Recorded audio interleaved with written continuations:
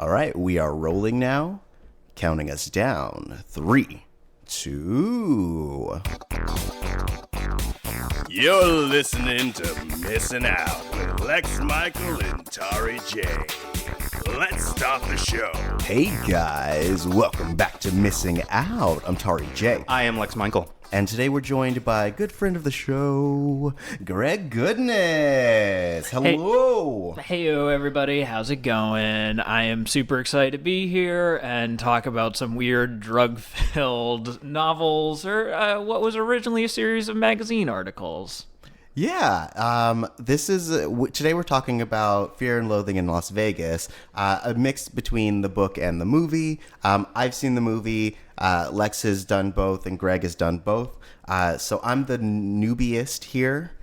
Speaking of being newbies, if this is your first time listening, what we do here is we introduce each other to different media, whether it be movies, music, television, books, spoken word, things that have built us up as people, and we hope in sharing that, it builds you up. We are the retrospective, that is introspective. I'll be honest, that segue was so smooth, I found it startling. Ooh.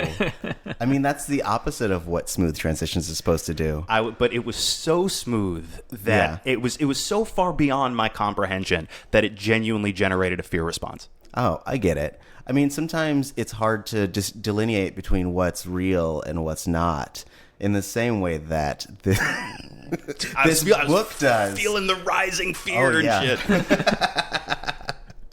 shit. So, Greg, can you pitch this to us? What's the big appeal of Fear and Loathing in Las Vegas? Yeah, so Fear and Loathing in Las Vegas, at least the appeal for me, I honestly, and this is perhaps terrible, I honestly cannot remember if I saw the movie before I read the book. I don't think I did, but I was always told that the book was highly influential, that it was a real scathing takedown of America, and that came into my life at a point when that was very appealing to me. Yeah. I was, like the angry, rebellious teenager, right? I'm like, yeah, I should read Hunter Thompson. I could, because I'm going to need to fight the man someday. That was pretty much the same experience I had with it as well. I found the movie in high school and then pivoted to the book. I learned more about Thompson the man and went, this dude seems like he's genuinely out of his mind. Yeah. I must read every word of his rantings. Yeah, and ironically enough, it also holds a weird place in my heart because it does remind me of my mom for weird reasons. Like, my mom got me the book. Like, I asked for it for Christmas or my birthday or something, and my mom was like, oh, yeah, and my mom knew what this was, but she was like, yeah, you want to read Hunter Thompson? You want to read about this dude doing a bunch of mescaline in the desert and, running around and stiffing hotel bills and, infiltrating drug DA conventions? Like, yeah, go for it. This is under the tree. Maybe she was like, this book is going to definitely scare him off of drugs. He's going to read this and be like, never that. Not a part of my life. Or maybe she was like, he'll read this and then I won't have to explain my suitcase full of mescaline. Yeah, my mom was a hippie back in the day, so I think that on some level she's like, okay, he has a healthy curiosity about what this time period was all about and what this subculture is all about. I might as well at least he's reading, right? I might as well make sure that he gets those Pizza Hut reading program points for reading about all of these wild exploits. So you had mentioned that it started as a series of articles in Time magazine, right? Rolling Stone, I think, yes, was the original publisher. And then eventually they kind of sewed them together from his original manuscript, and it became the book that we all know. Yeah, exactly. Okay. And then that book eventually became two separate movies, or a movie that was loosely based on it, and then this movie, which is specifically based on it, that is directed by Terry Gilliam, and it's starring Johnny Depp and Benicio del Toro. And a whole bunch of other recognizable faces. This thing is also a big parade of cameos, from Tobey Maguire to Cameron Diaz to Christopher Maloney, who I'd seen this movie many times, completely forgot Christopher Maloney was in this thing. Oh, yeah. But then, he was the bellhop guy. Right. But the other movie that you're referencing is Where the Buffalo Roam, which is very much worth checking out because you got Bill Murray playing the Hunter Thompson analog, and you got Peter Boyle playing the Dr. Gonzo character. It's something to behold. Yeah, but it's weird because that never garnered as much fame as the actual Fear and Loathing Johnny Depp movie. Yes. For better or worse. I mean, it eventually became such a career-defining movie for so many people. Like, I think Terry Gilliam, that's probably his most famous and, like, commercially successful movie. And Johnny Depp, like, is... for better or worse, forever tied to the character of Hunter Thompson. Yes, and you talk about it being so successful, and it's interesting to track the movie's progression to read up on what its actual like box office legacy was. Because when it first came out, most people were like, "The fuck is this?" Mm-hmm. Like both people who were writing about the movie and also people who were choosing whether or not to go spend their money on it. And in the time since, you're absolutely right. It is one of those movies that is so. It's ubiquitous Tari, you and I were talking about how you hadn't seen the movie before, but you were still very aware of a lot of direct references because of the way it's permeated pop culture since it came out. Yeah, I mean, look, it's one of those things that you can definitely get through cultural osmosis where it's been parodied enough. And gosh, I mean, like, granted, Depp's impersonation of Hunter Thompson, like, if you see him in interviews, it is spot on. It's uncanny. Say what you will about Johnny Depp, but for that time, well, and the two of them became friends as well and spent a whole bunch of time together. Yeah, so it really became the sort of thing where the movie, it permeated pop culture, and I feel like the caricature of Hunter Thompson permeated pop culture as a result. And one of my big pet peeves and why I specifically said this is about the book as opposed to the movie is love the movie. Mm-hmm. It's great. I think it largely misses all the most important parts of the book, or at least the tone of why it was important to me and why it has stuck with me for all of these years. Okay, so I guess before we hit those very specifically, because I'm very curious, could you loosely try to explain what the book is about? Yeah, so the way that the book is framed is that Hunter Thompson was originally sent out to cover a motorcycle race in Las Vegas called the Mint 400. But the way that he phrases it, they had sent him out to the desert and said, "Oh, we'll cover this story." But they never said what the story was. They just sent him to this race. And like a reasonable person would take that to mean go cover this race. Like look at all the fast men on their fast bikes doing their wheelies and what have you. But Hunter Thompson said, well, since there's no story, I need to find one. And I need to decide what it is. I'm going to search for the American dream in Las Vegas. What that morphed into is him taking a whole bunch of drugs with his lawyer and proceeding to basically burn Las Vegas as a city in every conceivable way, like lying, cheating, stealing, and just being a general real card throughout the city, burning locals and the help and tourists and everyone in between, as he just consumes more and more drugs and does nothing to cover the actual motorcycle race. Right. Eventually, it sort of spins out where I forgot about all these sort of weird plot intricacies into the book, but like he gets called back out to cover another event, which he also doesn't really cover. He gets asked to attend this drug DA convention in Las Vegas, where he quote unquote infiltrates with his lawyer. But really, it's a meditation on what it means to be an American and what America is at that very specific point in time. And that was part of Hunter Thompson's whole deal. Like, that's what he would do pretty consistently no matter what topic he was assigned. In the edition of the book that I have, I believe it's in that one, there's a backup piece. Like, once you get through Fear and Loathing proper, there's another piece he wrote in a similar vein, fewer drugs, called "The Kentucky Derby is Decadent and Depraved." Yeah. And it's the same idea. He was sent to cover one event, and the whole thing morphs into this scathing indictment of the state of America and what it means to be American and what it should mean, could mean, and how ugly and depressing it all is. Yeah, exactly. I mean, you can trace that throughout his career. That's the whole aesthetic of what came to be known as gonzo journalism, which Right. is, as a lot of literary critics will say, never fully replicated. Yeah. Was his specific take of going out to cover something and then finding his own way through that. And with no pretense to journalistic objectivity whatsoever. Oh, It just becomes this completely first-person, very point of view piece. And then he loads himself up with any manner of substance. And at what point does he fall in love with a chicken? It's the wrong gonzo? Not the right Okay, gonzo? all right. Okay. I get you. I see what you're doing. Yeah.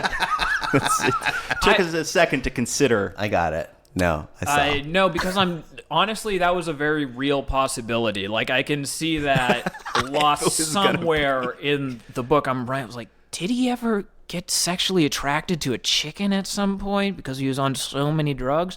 No, he waded through lizards in a lounge because he was on acid, but was it ever a chicken? No. So forgive me. It took a second. But it is not inconceivable. And you talk about how the caricature of Hunter Thompson has become so known and so ubiquitous in pop culture.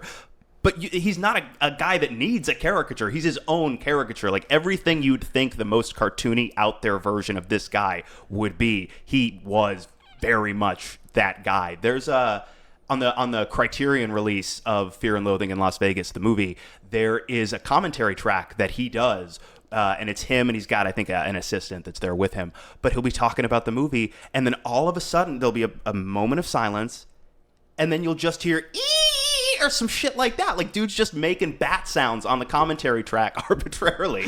Like, that's who the dude was, and it was all it. I never for a second thought, this is not completely who this dude is. Like, it didn't feel like he was putting anything on. He was just that guy. Yeah. So I feel like this is a good time to drop down that spoiler wall, just so, because I feel like we're going to start getting into some details. And if you're a purist and you're like, I don't want to know anything about this movie or book, I want to go in as fresh and clean. I only want to know that Hunter S. Thompson's in it, which I think you're going to be disappointed because he's kind of in it. He's got a little cameo. He's got a cameo. But yes, so while I give you time to get out, if you haven't experienced it or you want to experience it fresh, make sure to go on to iTunes and hit that subscribe button to get this in your feed every Tuesday. And we're also available on Spotify, Stitcher, Google Play Store, if you are looking for other places to get your content. Also, if you have a chance, go check out Greg's other podcast, Ships in the Night. Yeah, Ships in the Night. Me and my co-host Zach Wilson, we take fictional characters and try to imagine what it would be like if they bumped uglies. So it gets real weird real fast. Not safe for work. Oh, for the love of God, not safe for work. But if you're feeling adventurous, then yeah, check it out. We paired Godzilla with Cthulhu and everything in between. So Ooh, I bet Cthulhu's the top. And we had Zach in here not too long ago. He talked about Clone High with us, and then we've both been on Ships in the Night, which was a lot of fun. Yeah. So go check that out. Please do. Tari said it. Now I've said it, so it's reinforced. And like, now, if you don't, like, we encouraged you twice, and we're not going to be as polite the third time. That's true. You don't want to see him when he gets his knife and LSD. Oh boy, he's just gonna carve a Z in your forehead. The Z is for watch the thing. All right, so the spoiler wall is officially down now. We've given you as much time as we can, and it's time to jump into this bananas. So you were saying that what's wrong with you? That's how you say the word. Don't make fun of my speech. All right, you have pattern. it. Just take it. So you were saying that you feel like the movie really missed out on what the book was representing and the core message of what Hunter was trying to get across. So what do you feel that is? Yeah, and it's ironic because it's the same trap that we just sort of fell into. But whenever you talk about Fear and Loathing in Las Vegas and Hunter Thompson, immediately what comes up is, the character of like, this guy did so many drugs, and that is certainly a huge component of what the book is about. Like, certainly if you're counting the sheer percentage points of what is talking about drugs versus other things, like, the book is very much about drugs and consuming way too much of it. I feel like the movie really focused in on that. Like, every once in a while you have these sort of breaks where, he's talking about the wave of the 60s and how he can look out over Las Vegas and see where it all went wrong, sort of thing. I'm butchering that beautiful speech that he wrote. But I feel like the book is a much more, and why it connected with me is it's really more about, less about this sort of decadence and excess, and more about examining what place that decadence has in American culture. Specifically, this was coming at 1970s, like the beginning of the 1970s. And you can tell throughout the book, Hunter Thompson is making references to this bygone era of the 1960s and how the world is transitioning out of what a lot of people thought was going to be this really radical movement of free love and, social liberalism and sort of this utopian ideal of people getting together and, breaking up the police state, that sort of thing. Mm-hmm. And then as the 1970s roll around, you see, we're going backwards. Mm-hmm. There's this sort of counter resurgence to the counterculture where now there's this far right movement gaining steam. And all of this, quote unquote, progress that you thought you've made is now being rolled back. We're very good as a people at taking a look at a situation going, we're so close to things getting good. And running in the other direction as fast as possible. Yeah. And so, I mean, like, the book it says it's a search for the American dream. And I feel like that really gets lost in the movie.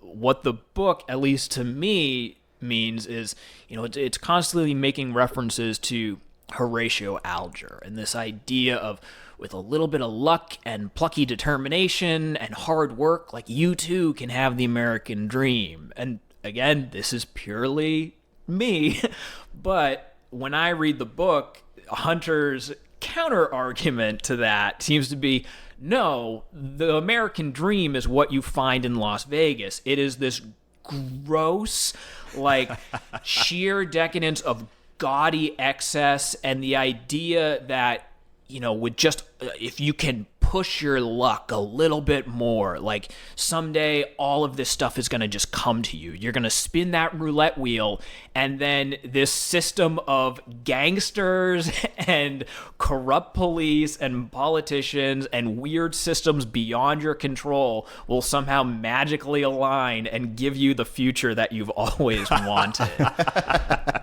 I mean, yeah, I totally get that. And I also, like, I get from a movie standpoint why you would want to try to focus on what is more the speculatory aspects of it, where you're like, all right, let's get the Monty Python guy to do some great visuals, and we got Johnny Depp doing some character work, we got Benicio del Toro doing some, like, character improvisations. Like, let's just dive into that. Like, who wants to see a guy monologue for 20 30 minutes. So like I totally get that, but I do love the idea of this exploration of this one place being the representative of the lie that is the American dream. Like right now we are in a place where we're really starting to acknowledge that as a culture, that like the American dream is in fact a lie, and it only really services a certain demographic, which is rich white old dudes. It's true. Yeah.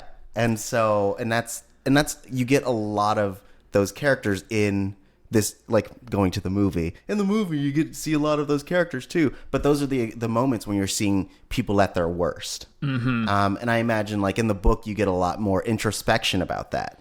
Yeah, I mean, the movie, the saving grace there is the fact that, you know, there's voiceover in that movie. So you can have these moments where, again, Hunter Thompson is given the giant speech about how he could see the crest of the wave and how it rolled back.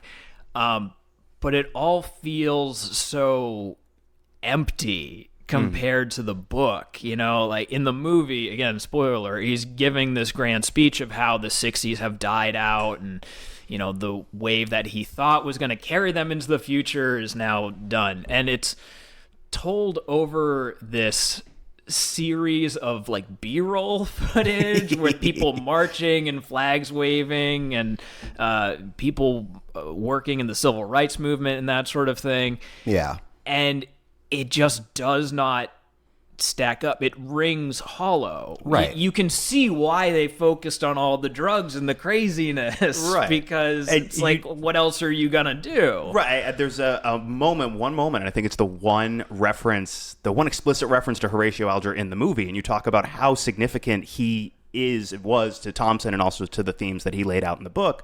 Whereas in the movie, all that gets boiled down to one almost context-free line where he says in the voiceover, he's like, "How would Horatio Alger have handled this situation?"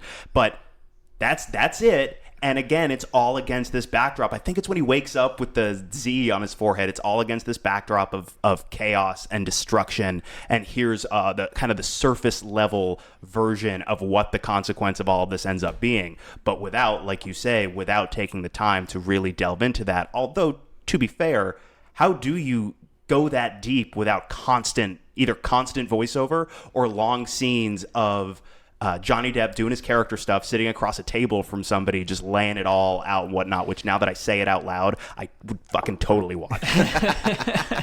I mean, you say that you would, but look, Fear and Loathing functions great as a movie. It's thoroughly entertaining, it's a great time, and it certainly, I think, gives a lot of people...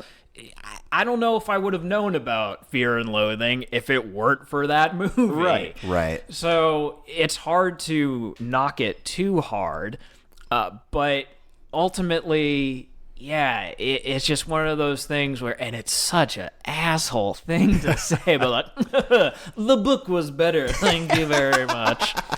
I mean, it just sounds like you have more time to really get to know the characters, whereas in the movie you're with them, but there's no point at which you like sympathize with them or even empathize with them, because they're portrayed as these drugged up crazy people, and it's hard to connect with crazy.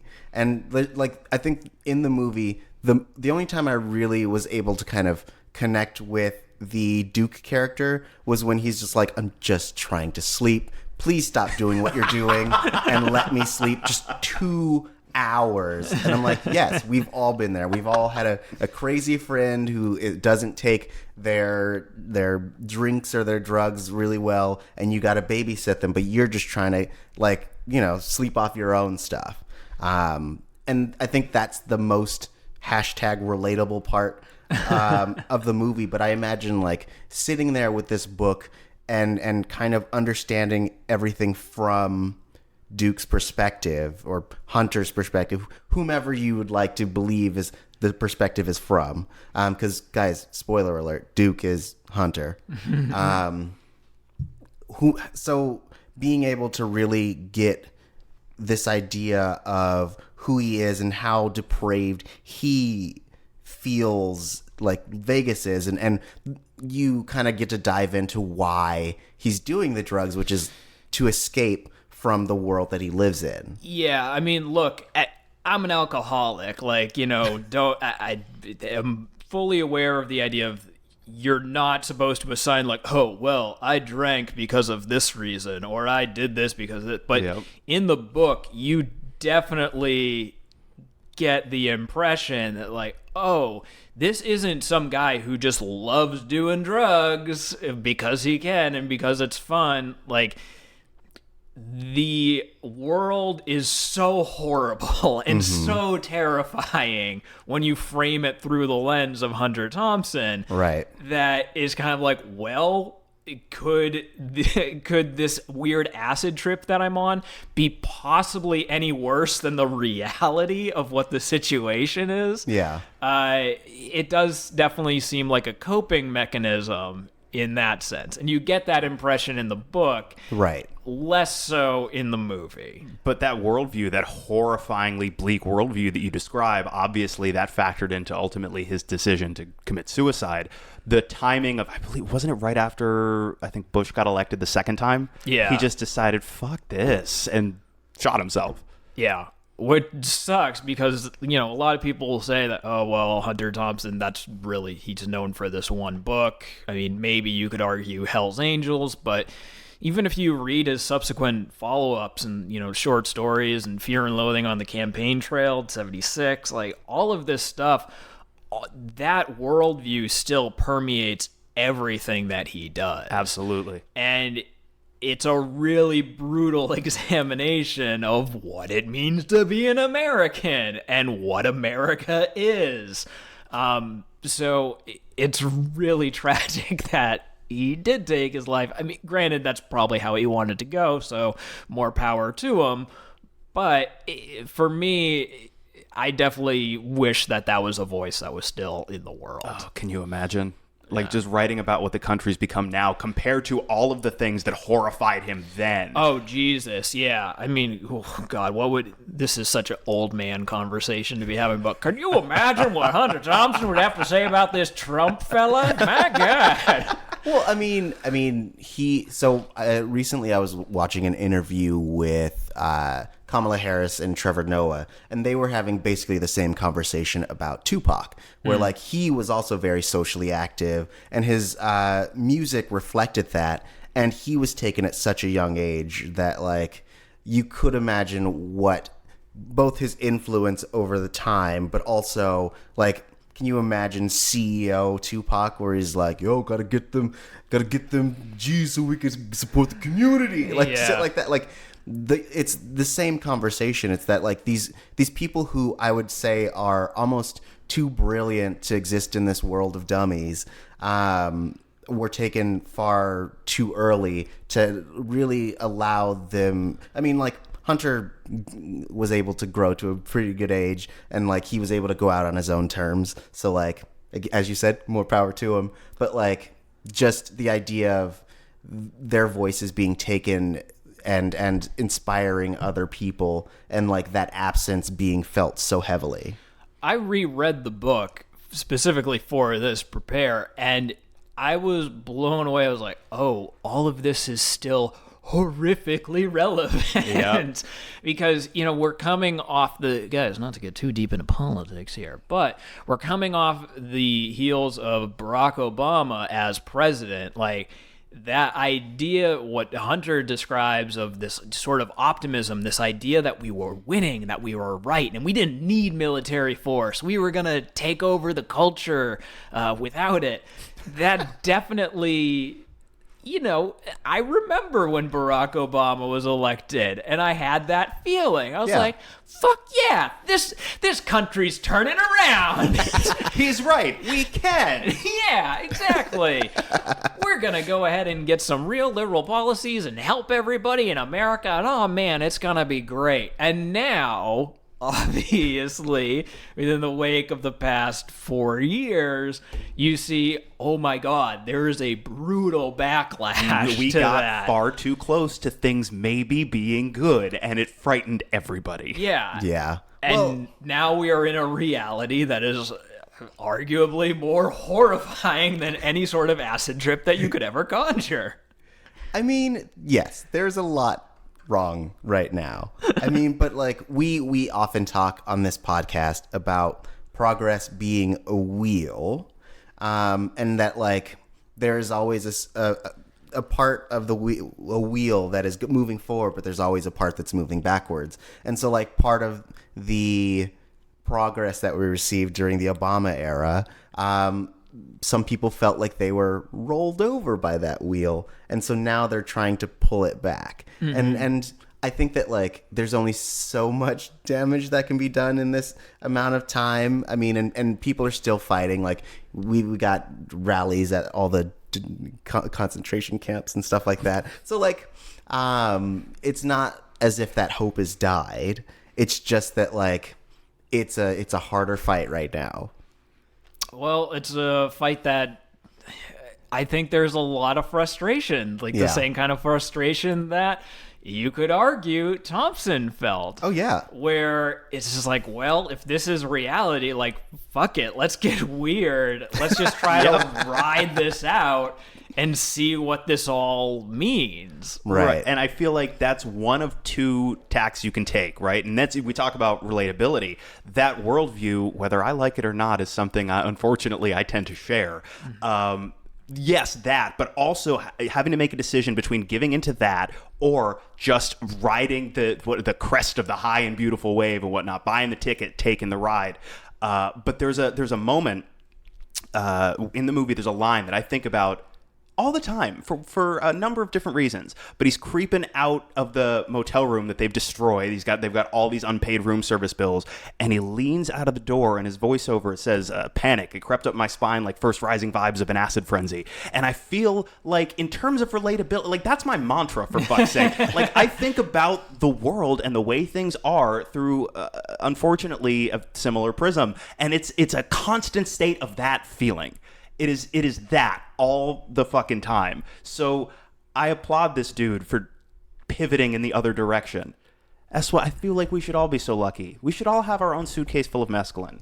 Can I have Tari, let's split a suitcase of mescaline and go to the desert. I'm good. I'm just gonna stick to my coffee addiction. That and cake. Those are my mescaline. Yum yum yum. I guess you, Lex Michael, had mentioned that you've been super into this stuff since you were in like high school. Yeah, and I found the movie first because by that point it had become, very big cult following behind the thing, and I was in a phase where I was like, okay, what are all of the big movies that like fucking college kids are really into right now? So I checked that out, and from there I went, okay, this dude seems interesting. There's a bunch of, like lines like the one I just threw out, movies full of stuff like that, and I like the way he used language. Jumped in, read Fear and Loathing, probably while I was supposed to be doing something else at school. And then from there I read Hell's Angels. I looked at a lot of the short stuff. After he died, they released I think it's called Kingdom of Fear, which is a collection of a whole bunch of other shorter pieces. So I read through that. And the dude was just so bonkers unique. Like, it was the subject matter that I found myself really gravitating towards, of course. But this dude approached it like we've been talking about, like nobody else. All right, talk about uniqueness. After he died, per his request, Johnny Depp and a bunch of other people got together, threw a ton of money at essentially building a monument in the shape of his own symbols, like the Gonzo fist with two thumbs, I think it is. Yeah. They build a monument to him in that shape, fill it with his ashes, and then attempt to launch it into space. Yeah. That was his request. Like, that's the type of dude this guy was. And again, like, we are lacking for, yes, of course, voices like his, but also people that are that fucking weird, just unabashedly fucking strange. I want to fill a suitcase of mescaline with my ashes and launch it into space, Tari. All right. I mean, final request. This is a legally binding podcast, by the way. It's true. Like, fire me out of a cannon, blow me up, something like that. All right. I mean, I think the technology is there. We could get you up.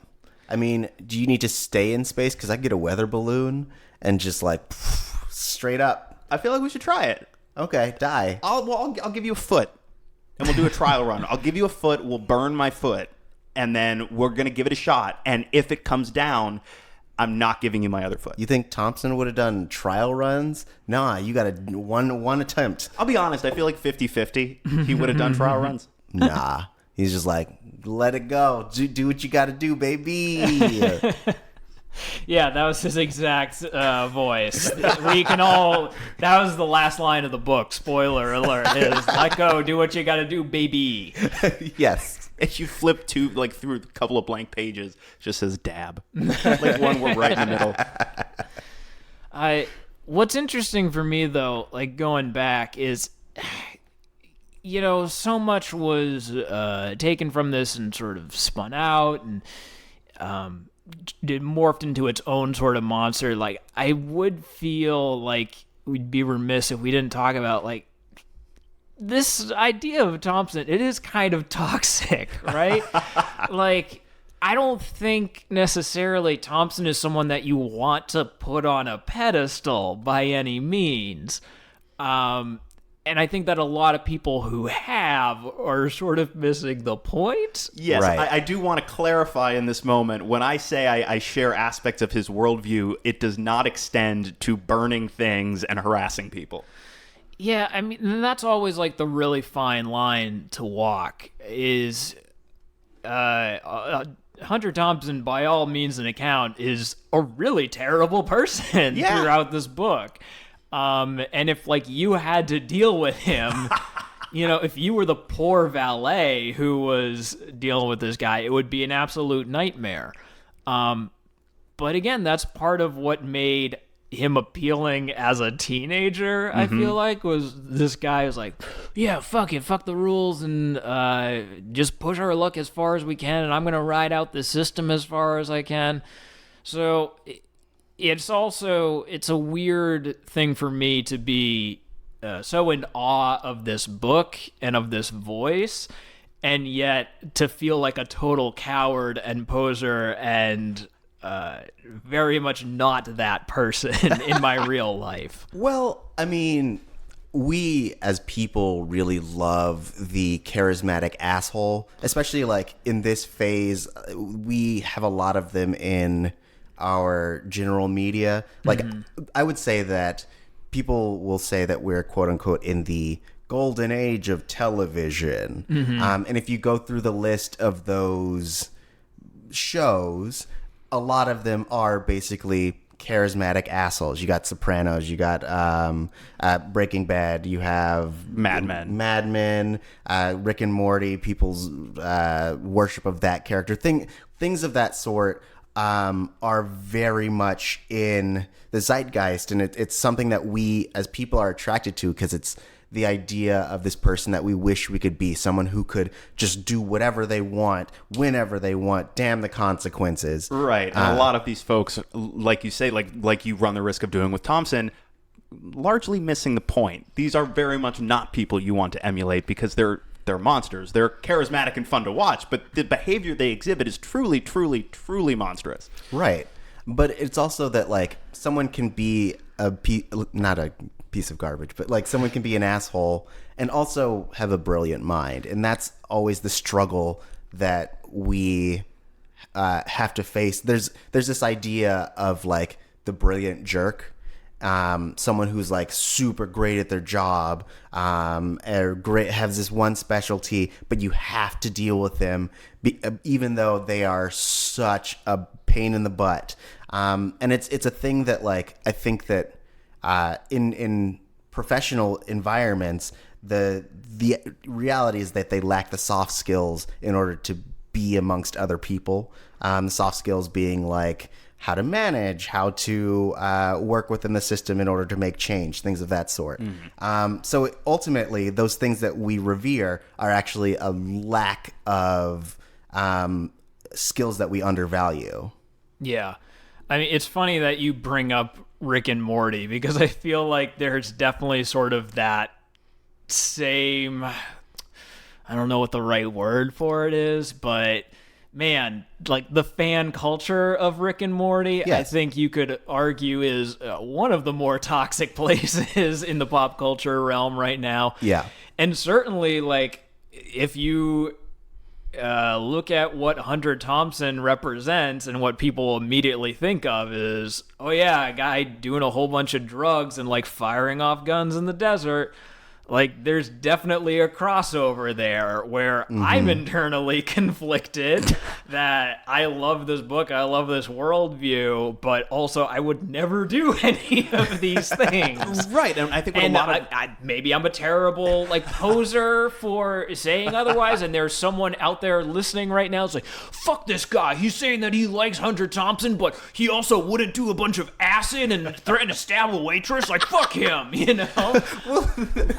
Please don't take that person's point of view into regard. Like, that is the epitome of like toxic fandom, and those are the people who don't understand nuance and don't understand that like these people aren't idols. They're not someone you put on a pedestal. There's someone who might represent an aspect of who we are, but like even the Rick and Morty thing, it's like they represent our like our id and our superego. Like, we're the in between. Right, and this too is not necessarily the case with every potential charismatic asshole character, but especially in the cases of both Rick and Hunter Thompson in particular.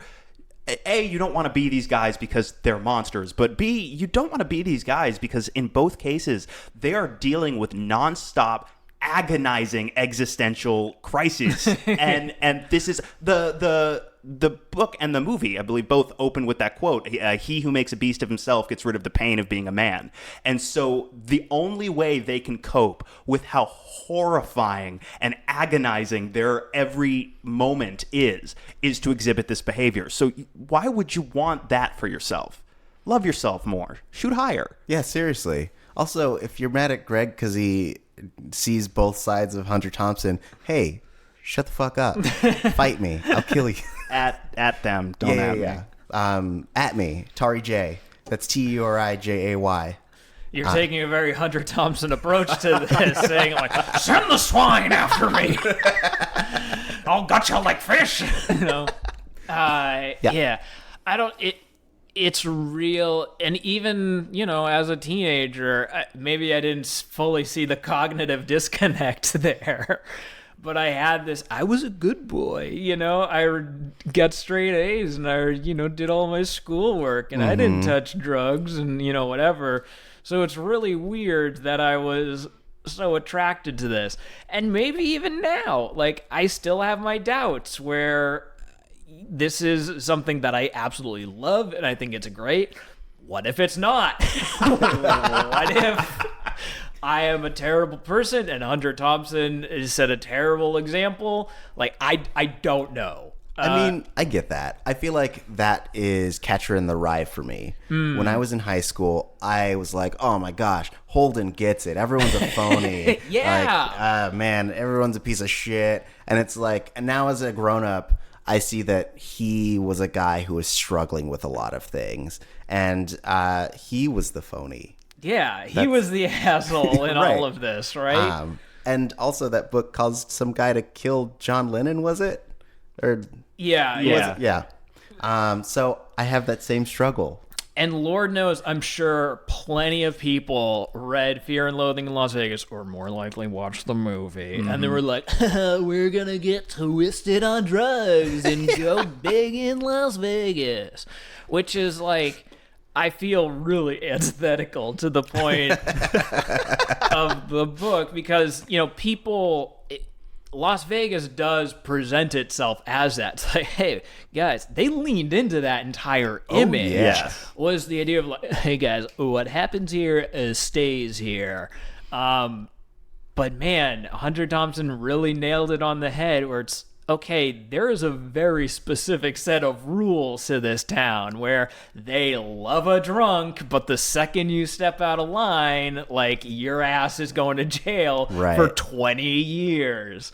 And it's still very much like that. Because when I went to Las Vegas for a couple of times, I still very much had all of this fresh in my memory, you know, Hunter's account of it. And man, it is still like that, 110%. It's this illusion of having a good time, an illusion of cutting loose, but it is all very structured and all very leading you to part with your money and you can have a good time as long as you are within this set of boundaries. And that, I think, was what was so... Oh, God, that's what made the book so satisfying, is you're seeing someone break out of these conventions, which I think we all want to do within our lives, right? We all have these conventions that we're forced into and these systems that we're supposed to work within. Yeah. And here was this guy who's saying, I'm going to burn it all to the ground, and I'm just going to be so weird that they won't know what to do with me, and I'll be able to get away with it that way. It's, man, it is still a book that it keeps me up at night, if I think about it too much, because I have to examine my relationship to it. Right. You're talking about this idea of like death of the author kind of thing. Like, how do you separate your relationship with the book to your relationship with the author? Like, totally classic tale as old as time, Beauty and the Beast. Beauty being the message and the Beast being the author, you see. It's an apt metaphor. I dug it. Yes, thank you. Yeah. I appreciate it. Lex is always so disapproving, so that I have to second guess myself. It's only because you're here that I'm not telling him to fuck himself right now. It's true. I'll get notes after this, and he'll be like, here are the times where you made me physically cringe, and here are the times that I just wanted to punch your fucking face. But see, now people are going to think I'm abusive to you, and I'm going to get the stop being mean to Tari tweets. Yeah, you're my Dr. Gonzo. Go to sleep. Let me sleep, Lex. I also sidebar, because you mentioned Dr. Gonzo again. I really like Benicio del Toro did an interview where he was asked, because he put on weight for this movie. He was asked, what did you do to get yourself in that kind of physical shape? And he goes, donuts. As it is that simple. He's just like a couple of donuts every meal. I had heard that he did 16 donuts a day. Something like that. Yeah. And it shows in that movie. Boy, howdy. He is real gross and bloated. Well, and too, like, I want to know what's in Benicio del Toro's blood and how I can get some, because that would kill me. That would absolutely end I think 16 donuts just for one day, let alone several in a row, would be enough to end my life. Yeah. I mean, maybe he has severe diabetes right now, and we just don't know it. He's like, yeah, Fear and Loathing gave me diabetes. Worth it. Did you see me in Sin City? Oh, yeah. I was also in Sicario. Really made my career. I like the idea of Benicio del Toro walking around just listing off his movies to anyone he could talk to. I mean, wouldn't you? Wouldn't you be like, oh, yeah. You see that MCU movie I was in? Oh, damn. And then they're like, sir, it's $350. Please give me the money. And you're like, oh, but like maybe this money's coming from that check I got from that other movie I did. I'm still getting residuals from License to Kill. I'll sign you one of my checks. It's for exactly $3.38. No. But like, I guess the big question being, how do we as people get to a place where we don't have to, drug our way out of our existential dread? Like, how do we keep that hope to stay in this world and make it better? I don't have an answer for you, and I don't think Hunter Thompson had a good answer for you either. I don't think so either. I mean, he left. He was like, nope, this world bad. I go. Yeah, exactly. Yeah. But like, so, how do you guys as individuals find the strength to just keep existing in a world that on from day to day feels like the worst and the best? Oh, man. It's tough for me because also my political worldview isn't the same as it was when I was 13. You know, you tend to think that there's this very black and white line of, right versus wrong and that sort of thing. But as you get older, things get more confusing and complicated. So even to say now that, like, yeah, we're fighting the political powers that be. It's like, well, what political powers? What systems? Are you sure the ones that you want to replace it with are better than what's there now? Like, this book, like I said, just opens up a whole world of existential dread for me. Yeah. Beyond what was my initial reading of it when I was a young teen. Yeah, but it's nice that you can kind of look back and see how much your view has changed. Like, I feel like if I read it, again, going back to Catcher in the Rye, if I were to go back and read Catcher in the Rye, like, I feel like I'd be like, man, those teachers, they were such good people. Like, my moment realizing that I am a big functioning adult, I was watching Dear Evan Hansen, and it's all about these teens, and I'm like, man, those parents must be going through it.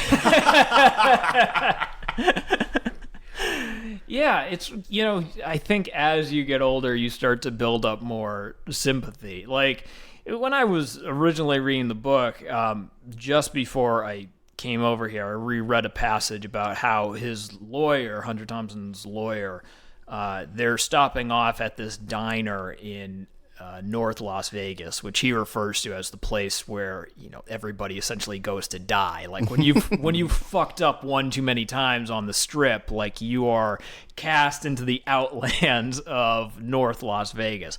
I have no idea if it's still like that, but there's a section where his lawyer, just out of nothing, propositions a waitress for anal sex and then threatens her with a knife. And that, was pretty messed up even as a teen. Like, I was like, this is wrong. Yeah.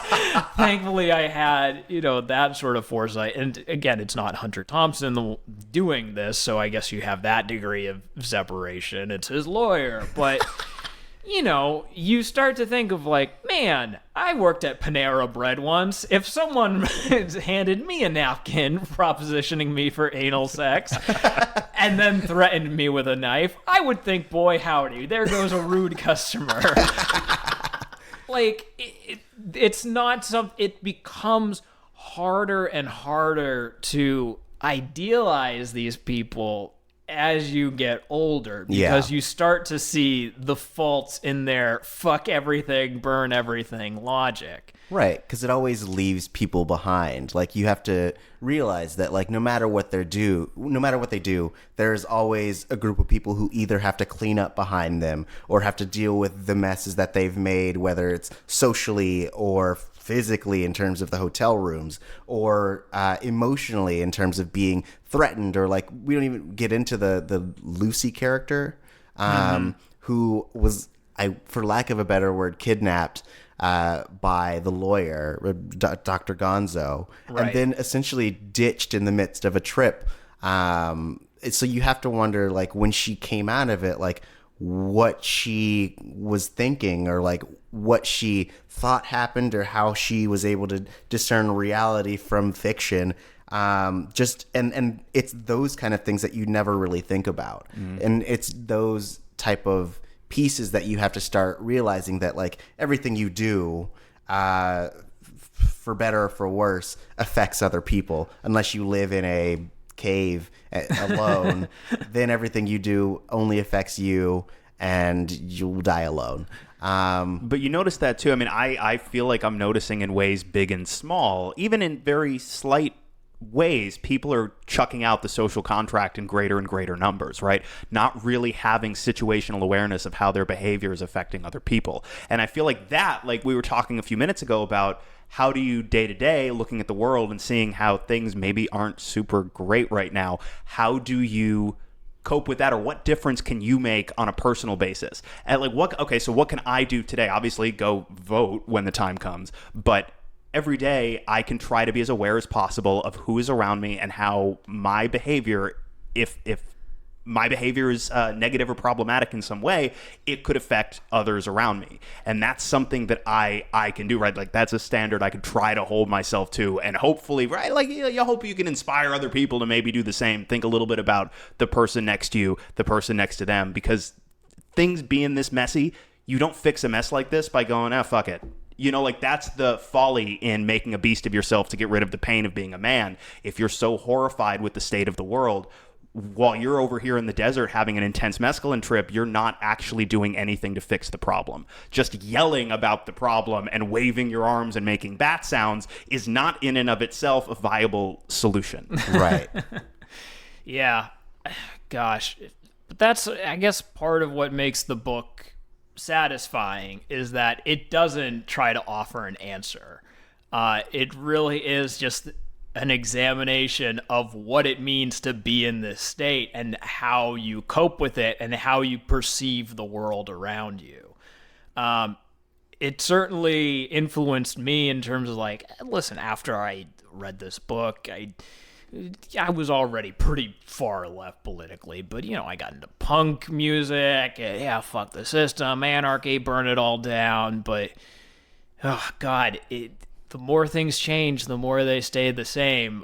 This book still serves as an anchor point because now, like, it's the exact same thing with punk music. It's like, oh, well, anarchy is not a viable system. Like, what happens when we burn it all down? What does that mean? Where do you go from there? Who takes that person's place? And a million angry punk kids are shitting themselves out of pure rage listening to this now. You've pissed off the punk scene and the Rick and Morty fandom. Yeah.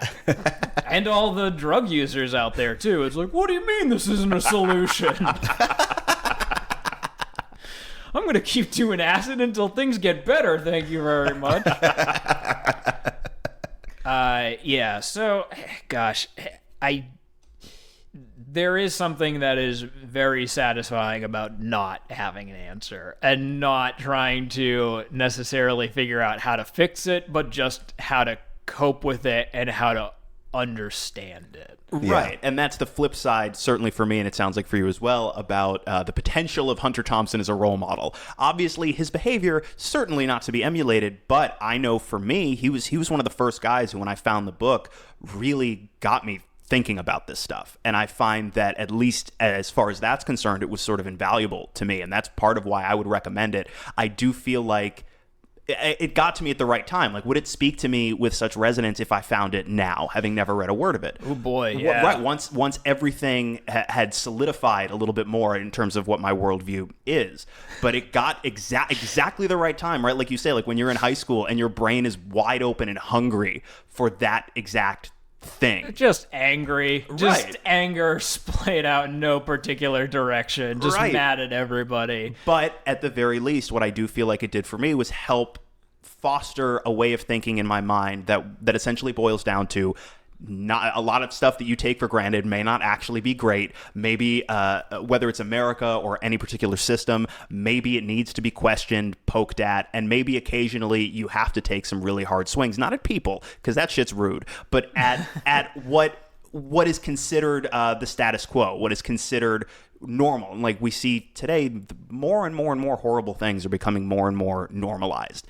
I think you need, at the very least, you need the level of conviction that this dude had, right? You do need the level of awareness. Don't drown that awareness in drugs, but I do feel like that was at least significant for me, and I appreciate it for that reason. Yeah. We are running short on time. Any last thoughts about the book? Any last thoughts about the movie? Any last thoughts about Hunter as a person? I just think it's remarkable that Hunter gambled exactly $2 while he was in Las Vegas, according to this book. And I feel like that is significant in some way that I still haven't quite fully grasped. There's something very satisfying about knowing that this guy went to this city that is built as a mecca for gambling. Like, this is all that you do.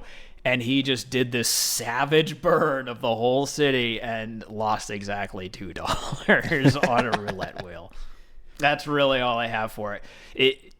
God, this really made me think more about this book than I have in a long time, and I've left feeling more conflicted than when I started. So fuck you guys. You're welcome. This is going to keep me up at night now for the next several weeks. Thank you. Good. Yep.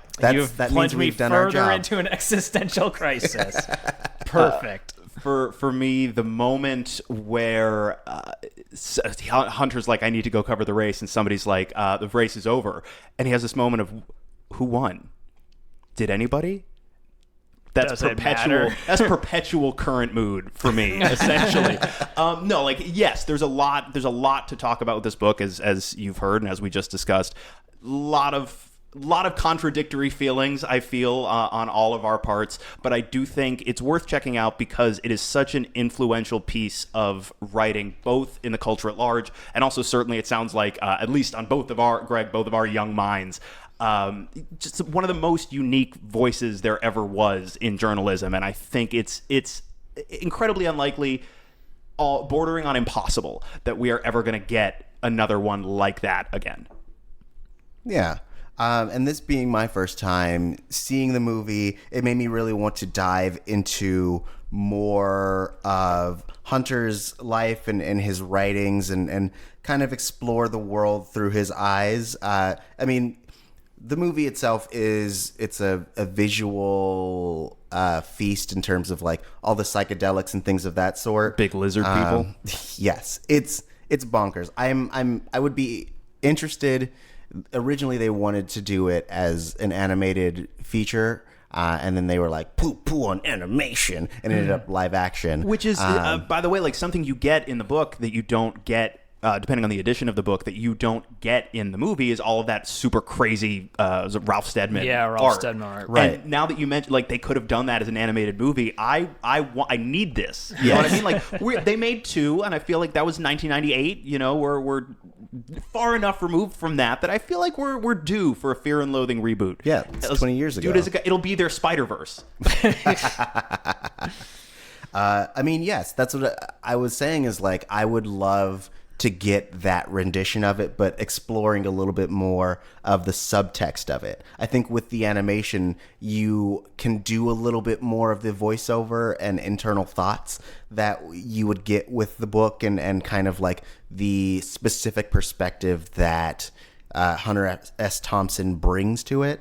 So like if they ever consider doing this again, I know you're listening, Hollywood producers, please consider this because it would be amazing. So I highly recommend checking it out. It's on Netflix if you want to watch it. The book is on all major platforms. You can get it on Amazon. You can go to Barnes & Noble, which still exists or doesn't. No. What's the one that still exists? Barnes & Noble still exists. Okay, for then that for one. another minute at least. Yes. I was thinking of Borders. Borders is dead. So you can get it at Barnes & Noble.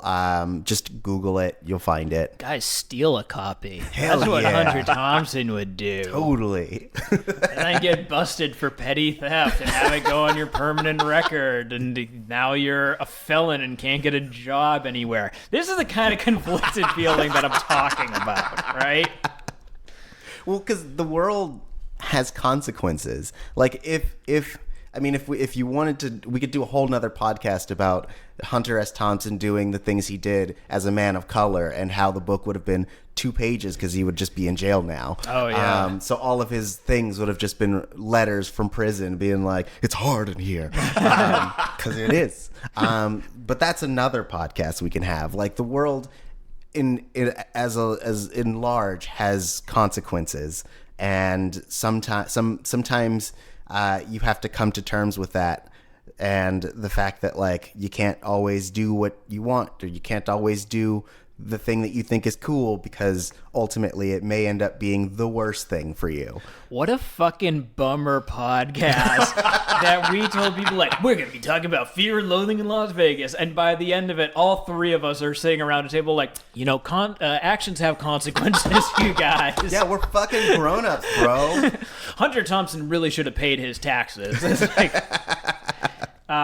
Yeah, God, what a nightmare.